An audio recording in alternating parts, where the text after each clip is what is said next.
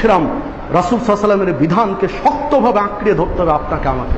জীবনের প্রত্যেকটা ক্ষেত্রে, প্রত্যেকটা পর্যায়ে, প্রত্যেকটা বিষয়ে রাসূলের বিধানকে সর্বাধিক অগ্রাধিকার দিতে হবে।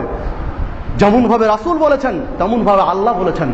আল্লাহ রাব্বুল আলামিন বলছেন, কুল ইন কুনতুম তুহিব্বুনাল্লাহ, বলে দাও যদি তোমরা আল্লাহর ভালোবাসা পেতে চাও, ফাত্তাবিউনি, তাহলে আমি মুহাম্মাদের ইত্তেবা করো, ইউহিব্বুকুমুল্লাহ, আল্লাহ ভালোবাসবেন তোমাদেরকে।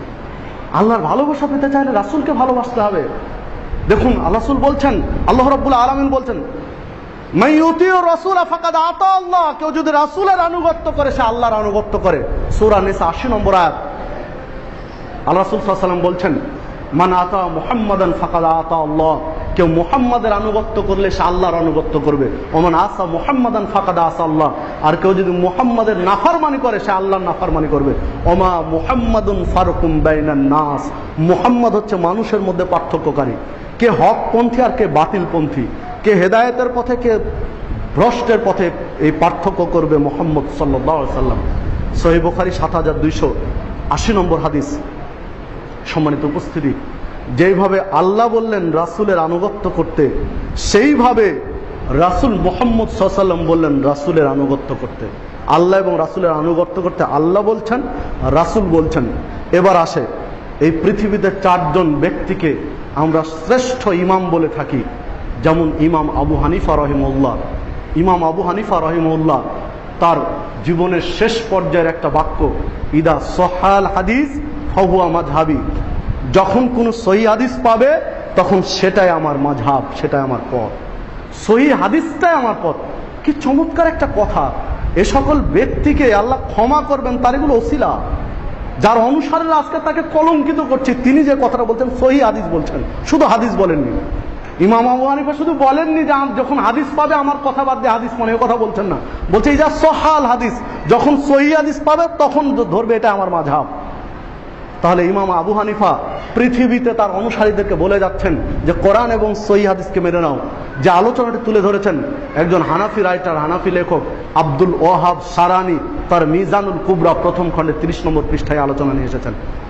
দেখুন আরেকজন ইমাম, ইমাম শাফি রাহিমাহুল্লাহ, তিনি তার ছাত্রদেরকে বলছেন, ইদা রাআইতা কালামি ইউখালিফুল হাদিস, যদি আমার কোনো কথা হাদিসের বিপরীত পাও, ফামালু বিল হাদিস, তাহলে তোমরা হাদিসকে আমল করো। ওয়াদরিবু বিকালামিল হায়েত, আর আমার কথাটা দেওয়ালে ছুঁড়ে নিক্ষেপ করে চুরমার করে দাও। এর চেয়ে কি চাইবেন? তারা আসলে বড় মানুষ, তারা একজন দ্বীনের খাদেম। তার প্রমাণ এগুলো যে তিনি তার অনুসারীদেরকে বলে যাচ্ছেন, হাদিসের বিপরীত যদি আমার কথা হয় তাহলে তোমরা হাদিস মানো, কথা ছুঁড়ে ফেলে দাও দেওয়ালে, কোনো মূল্য নেই, ডাস্টবিনে নিক্ষেপ করো, হাদিসকে অনুসরণ করো। দেখুন যে আলোচনা, এটিও একজন হানাফি রাইটার আলোচনা করছেন, আব্দুল শাহ ওয়ালিউল্লাহ মুহাদ্দিস দেহলভী, তার ইকদুল জিদ ফি আহকামিল ইজতিহাদ ওয়াত তাকলিদ গ্রন্থের ২৭ নম্বর পৃষ্ঠায়। দেখুন আরেকজন ইমাম, ইমাম মালিক রাহিমাহুল্লাহ, ইমাম আহমদ ইবনে হাম্বল রাহিমাহুল্লাহ একই কথা বলছেন, যদি কথা হাদিসের বিপরীত হয় আমাদের কথা বাদ দিয়ে রাসূলের হাদিসকে প্রাধান্য দাও। ইকদুল জিদ ফি আহকামিল ইজতিহাদ ওয়াত তাকলিদ গ্রন্থের ২৮ নম্বর পৃষ্ঠায়। তাহলে ৪ ইমাম একই কথা বলছেন, যা আল্লাহ বলেছেন, যা রাসূল বলেছেন, ৪ ইমাম একই কথা বলে গেলেন, কোরআন এবং সহিহ হাদিসকে আঁকড়ে ধরা। তাহলে কেন এত ডিভাইডেড, কেন এত দ্বিমত? যদি ইমামদের কথাও মানি তবু কোরআন এবং সুন্নাহকে আঁকড়ে ধরতে হবে, বিকল্প রাস্তা নেই।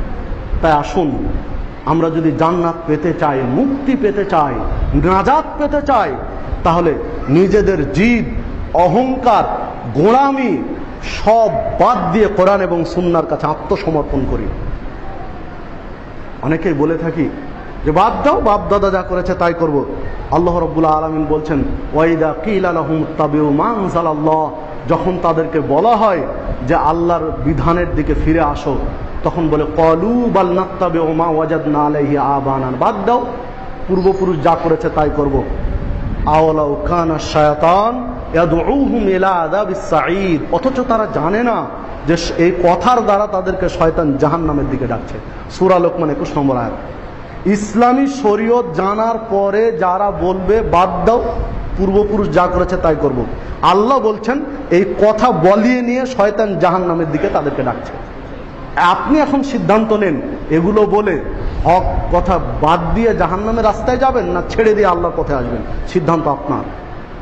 দেখুন, আজকের সর্বশেষ বাক্য যেটি বলতে চাই, সূরা রদ 11 নম্বর আয়াত, আল্লাহ রাব্বুল আলামিন বলছেন যে তোমরা যতক্ষণ নিজেরা পরিবর্তন হওয়ার চেষ্টা না করবে ততক্ষণ আমি আল্লাহ তোমাদেরকে পরিবর্তন করে দিব না।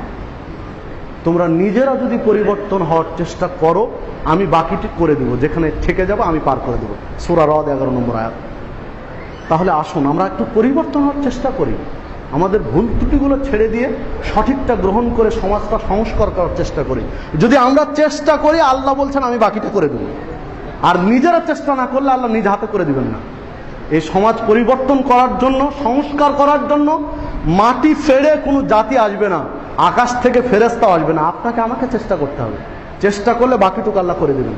তাই আসুন আমরা সকলে আন্তরিকতার সাথে কোরআন এবং সুন্নাহ নিজেরা আমল করি, অন্যকে আমল করার জন্য উদ্বুদ্ধ করি, বুঝিয়ে বলি। এমনভাবে নয় যে একদিন বললাম ও আর কাছে আসলো না, এইভাবে নয়, এমনভাবে উপস্থাপন করি যে সে যেন আমাকে মূল্যায়ন করে, আমার কথা গ্রহণ করে, সেভাবে চমৎকারভাবে তার কাছে উপস্থাপন করি। আল্লাহ রাব্বুল আলামিন আমাদের সেই তৌফিক দান করুন। আকুলু কাওলা হাযা ওয়াস্তাগফিরুল্লাহ লাকুম ওয়া লিসাইরিল মুসলিমিন।